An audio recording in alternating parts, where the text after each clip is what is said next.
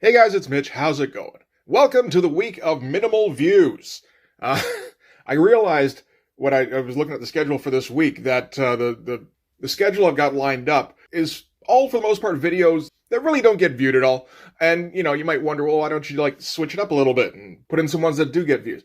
And the reason is that these are the ones I actually tend to enjoy more. So, the people who don't watch these, they're the ones who are wrong. Me and you, the ones watching these, we're the ones who know what's up. So we're going to take a look today at Hitman number 5. So just before we get into it, if you enjoy the channel, if you feel like I'm helping out a little bit, go over and subscribe on my Patreon. It gives you early access to everything I do. Helps out the channel, helps to buy new comics.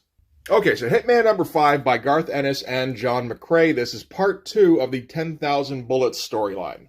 If we recall from the last one, Tommy had a hit put out on him by Mo Doubles, and the assassins he chose weren't able to make any headway until Johnny Navarone, the Miami Ice Machine, approached him, offering him to take out Tommy Monaghan for, I think it was $1 million. We touched briefly on Johnny's growing relationship with Wendy, and we introduced, if there's such a thing as a second main character, we did that with Nat the Hat. One thing you can always count on in a Garth Ennis book is, interesting characters with great names. So we might as well get into this one, starting with the cover. So, this is, I think, probably the first cover I saw of Hitman, probably in Wizard, where it's enter Nightfist, he will hit you with his fist. And I don't know why I didn't pick it up from there, because that's, the correct sense of humor for me. But it took me until, issue 23 or something before I actually picked up an issue. And even then, it was just because I wanted an address to send in submissions, and this was the most interesting looking DC comic on the newsstand. So we will learn more about Nightfist shortly. Right away actually. Alright, so Nightfist he's a vigilante, that's about it. He's a Shadowhawk kind of guy. Only instead of having, being covered in blades and stuff like Shadowhawk, he's got giant metal fists that extend just a little bit beyond his own fists. He's got the Shadowhawk looking helmet, and fair amounts of metal all over him. So it's a very direct parody. And you can probably start to see why I enjoy this book so much, seeing as how this particular character would fit in seamlessly in Blood Force. If we were doing an Ancestry.com kind of thing for Popo, somewhere in there is Nightfist. So Nightfist gets to start out with a big old splash page, which is correct for an Image character. Nice low angle, dramatically lit, good power pose, and says, "Coke-dealing scum, Gotham will suffer your evil no longer. Prepare yourselves for justice at the hands of Nightfist." And I'm going to try not to just read out all of his dialogue, but it might be a little difficult. So yeah, leaps down, just starts smashing guys, because of course he does. We get to see those extendo fists in action. And of course, while he's beating the shit out of people, he's going to do some monologuing. So night after night, you spread your vileness. I should do the Popo voice. Infecting the city's veins with poison. You murder her children in their schools. You fill their gutters with their blood. And then the last gangster here takes a couple shots that ping off the metal helmet and just, no more. And yeah, crawl back to your verminous friends in their holes while he's smacking them in the face. Tell them their reign of terror is over. Tell them Nightfist rules the Gotham Knight. Do you hear me? Tell them. And then just cracks the guy's neck anyway. And in the meantime, one of the gangsters, who's probably on the verge of death, manages to crawl over and put a little tracer on his ankle there. Just a little bit of storytelling. Probably could have been a little bit clearer, because you got to search around to find out why we're focusing on this dude. Or at least I did anyway. Maybe it's more clear to other people. So shall all evildoers suffer until the night is free. And this is the guy they mentioned in the last issue, who beats the shit out of muggers and then steals their dope so that he can sell it himself. And, pretty fun action stuff. Doesn't maybe hold up for Image standards, particularly since, this is on newsprint, and, it's not exactly all the optics coloring this. Carla Feeney. She does fine. It's just, not knock you on your ass kind of stuff. Alright, so now we're going to cut to Tommy, inside a Bucket Burger, which is a franchise that will pop up fairly often. It's their McDonald's. And pretty full background panel here, just to set the scene. It's not trying to be realistic, it's just trying to be believable, I think. Where just the amount of stuff on the streets. It's Gotham, it's not one of the better parts of town. And just, the kind of stuff he's got lying around, he's got some bricks, Got some pylons here and some like barricades. The kind of, just the street signs he's got. Like there's some thought put into this. I like it. So Tommy is filling Nat in on what this new contract is he's considering, which is for Nightfist. And Tommy's like, apparently he rules the night. And Nat's like, and I thought Batboy would have been ruling the night around here. And Tommy's like, it's a big night, Nat. I guess they can both rule it if they want to. And just a little subtle poking fun at the size of American portions, I believe. Very subtle. So subtle. Yeah, as they just kind of shove their faces into them. And Tommy's just filling him in on really a little bit of backstory. He's telling him about how he got Mo Doubles pissed at him and how he's sending guys after him and all that shit.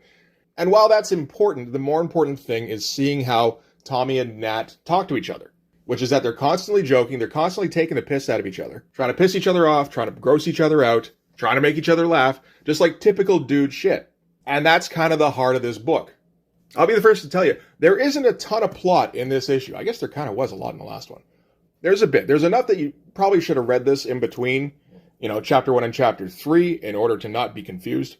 But it feels like Garth Ennis's priority is usually more to give you the characters and to give you the world that they live in and try to make them, again, believable and fun. And I mean, Hitman in particular, like his corner of Gotham is kind of nasty and dirty and violent, but it's got all sorts of interesting characters that you want to catch up with. So from here, we're going to cut to Lieutenant Lincoln at the Gotham City Police Department. And this is the tame cop that Tommy was talking to earlier that offered him the Nightfist contract. And he's talking on the phone here with Tommy. And Tommy's accepting the offer. He's doing it right around other officers too, because this is Gotham. Everybody has a side deal going on, or pretty much everybody anyway. You probably try to keep it under wraps from Commissioner Gordon. But other than that, nobody's poking their nose in anybody else's business, or somebody might poke their nose into theirs. And he's like, great, that's awesome news. So here, just go here at this time, and you'll probably find him. And this is Detective Teagle, who Lieutenant Lincoln is enjoying the view of until she turns around and asks if that was Tommy Monaghan that he was just talking to, because he refers to him as Monaghan. He's like, huh? Oh, no, different Monaghan. And then yells at her to give him some privacy so that she, storms out. And then calls somebody up to let them know that Tommy took the contract and that an undercover cop, who was killed or hospitalized, I'm sure, was able to put a tracer on Nightfist the last time he hit a deal. So as long as they're able to find the tracer, they're going to be able to find Tommy. So Lieutenant Lincoln is not just selling out for Tommy or for his associates. He's also selling out for the guys who want to kill Tommy. Because I imagine Garth Ennis likes his crime fiction. I mean, like, double crosses upon double crosses that's kind of a staple of those kind of novels. Try to find an Elmore Leonard novel without a double cross. I don't know if you can. All right, so Tommy's going to bring Nat around to Noonan's, because that's where him and his buds hang out. Nat is one of his buds, so now you will join the group of buds.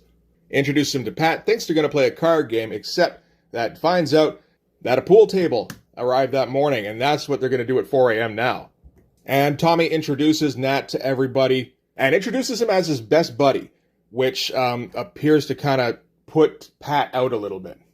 But that's more kind of foreshadowing. Like, when you're straight reading this, you probably wouldn't notice much of anything. Like, what, is he shocked by something? What shocked him?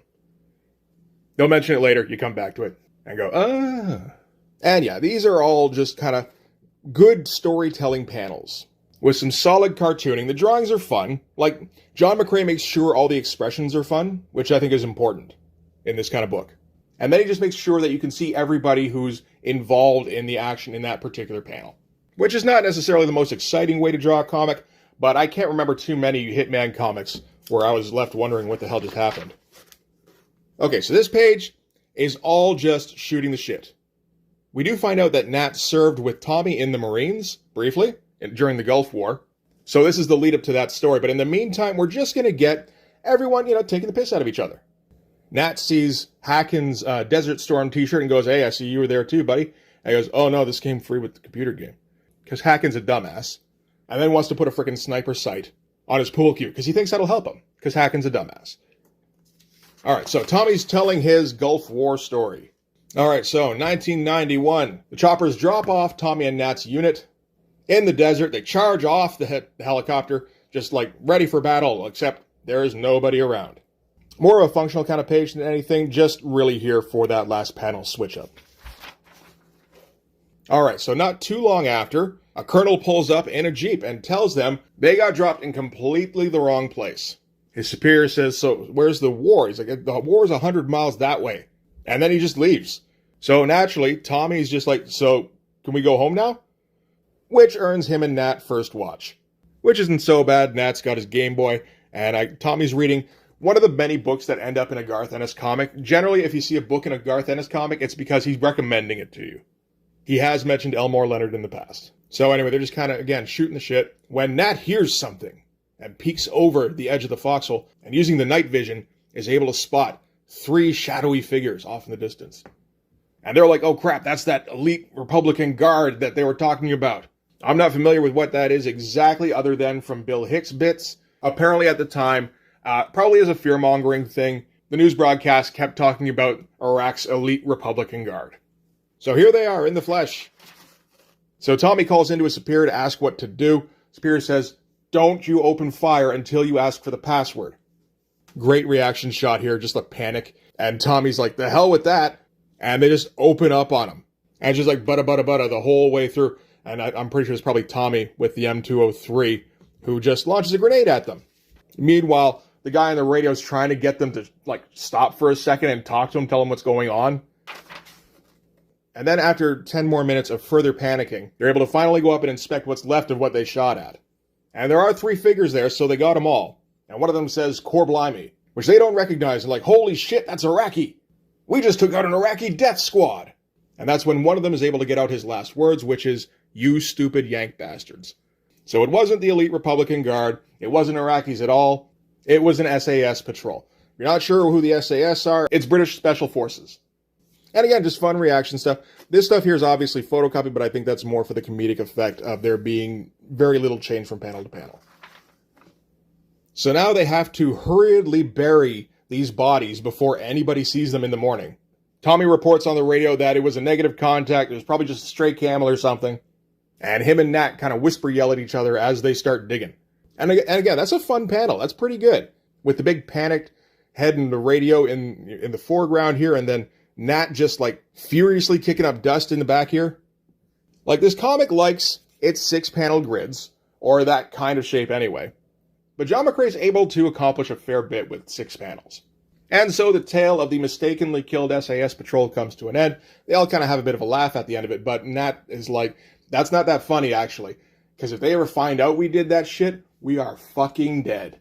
And then cut to Hacken. He's still trying to make the pool cue with the sniper sight work for him. And surprisingly, it's not.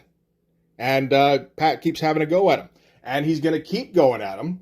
Probably because Tommy, introduced this guy who said is his best buddy. And then started telling literal war stories. And he's got to kind of, keep up a little bit.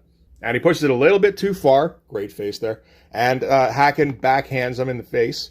And basically just calls him a little chicken shit. Who hides behind his buddy Tommy. And talks a big game. And never actually has to back it up. Which is kind of true. And everybody knows it. But it's the kind of, you don't say that.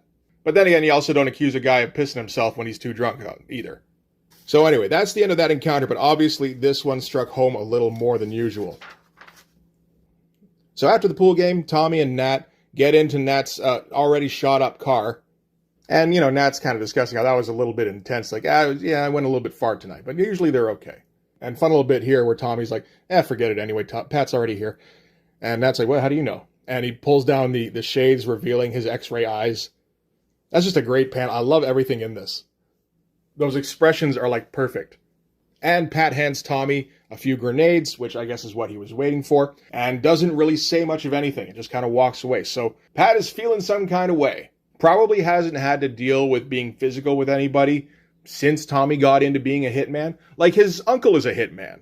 So that's Sean here. He's a hitman. Ringo here's a hitman. Hacken is, kind of. So he surrounded himself with hitman buddies. I'm sure nobody has started shit with him in years. And it really gives him something to think about.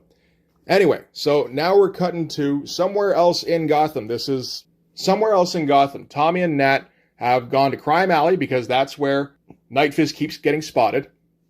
And they're going to stage a mugging. And this page is great because it's not about the fake mugging. It's about the planning the fake mugging. And they're both kind of dorks about it. So like Nat's like, what do I do? And Tommy's like, well, I don't know, whatever muggers do, I guess. Which is, hell, I don't know. And I suppose I do. And eventually they arrive at the point where Tommy's just like, okay, just point the gun at me and say, give me the money, bitch. And Nat is like, I'm not saying that. I already told you, I don't swear no more. So he's stuck saying, give me the money, creep, for like the next 3 hours. And then finally they hear a halt, evildoer, as Nightfist appears on the skyline. And some interesting kind of cartoon backgrounds. There's an interesting amount of detail going on. And John McCrae is the one doing the inks on this. So all this stuff with the smudging, he does it down here too on the brickwork. That's still him. I don't know if it kind of looks like fingerprints in some spots, but it's probably just like a dry brush. But we cut from there to the guy holding the tracer that's stuck on Nightfist. And it is, in fact, Johnny Navarone. Which is a bit of a shame to spoil the surprise at the end of the issue. But you need that breadcrumb, really, to clarify that it was Navarone who was coming after Tommy. It's all been kind of implied up until this point. And this isn't a great panel, really, at all. It seems kind of purposeless. But if you don't have it, then a lot of people might miss out that was who the detective was tipping off. Anyway, so from there, Nightfist leaps down to defend that victim. Only the victim and the assailant both turn guns on Nightfist and blow him away. And then at the end of it, they're just like, cool. Go put 2 in his head and then I guess go collect our 10,000. And hey, for once it wasn't a setup. Look at that. Except then he hears with the telepathy, just grenade. And yep, out of nowhere, grenade. Fun action shot. A lot of motion to it. And yeah, big explosion that sends them flying. These panels get pretty cartoony, which I'm okay with. And then out of the smoke steps Johnny Navarone, who introduces himself and says, you have been an immense disappointment. And takes a shot with what appears to be a 44. And that's where we're ending for this issue. Alright, so that's it for Hitman number 5. That's a pretty good issue. On its own, it's not exactly a classic. It doesn't have maybe the best moments, although Nightfist is kind of a highlight. But it's the kind of thing where, you probably wouldn't go back to it for anything other than that. It's just a lot of the guys, taking the piss out of each other. Which you can find in most issues of Hitman. But honestly, that's a little bit the fun of the book, too, is just, I can pick up any random issue of Hitman, and I'll probably be able to find a fun conversation between Tommy and a couple of the other guys. Like, Hitman's the book you read if you like fun dialogue and fun cartoony expressions, basically, and cartoony action. So anyway, this is not the climax of the story, because this is similar to how issue 2 of Hitman ended, where the Mauser showed up and shot Tommy full of holes. Only this is part 2 of 4, so obviously this is not going to be the end of it. But as this is a Garth Ennis book, he's not just going to give you like a cheap cliffhanger ending and then forget all about it in the next issue. So we've got that to look forward to at least. But that'll be next time. For this one, that's going to do it. Thanks very much for watching. If you like this video, please hit like, hit subscribe, hit the notifications so you know when the next one's coming out. Go over and subscribe on my Patreon. It gives you early access to everything I do, from the Blood Force stuff to the YouTube videos before they get uploaded to YouTube, as well as some Patreon exclusive content. You can also follow me on Instagram and DM me there for commissions, and you can join the Blood Force Discord server. I should probably just record that at some point, because I say pretty much the exact same thing at the end of every video. But I think it would be more work to find that clip every time than to just put it at the end of the tape here. So, yeah, no, I'm just going to keep reciting it. See if you can spot the variations. There aren't very many. Anyway, that's going to do it. Thanks again for watching, guys. I'll see you in the next one. Bye-bye.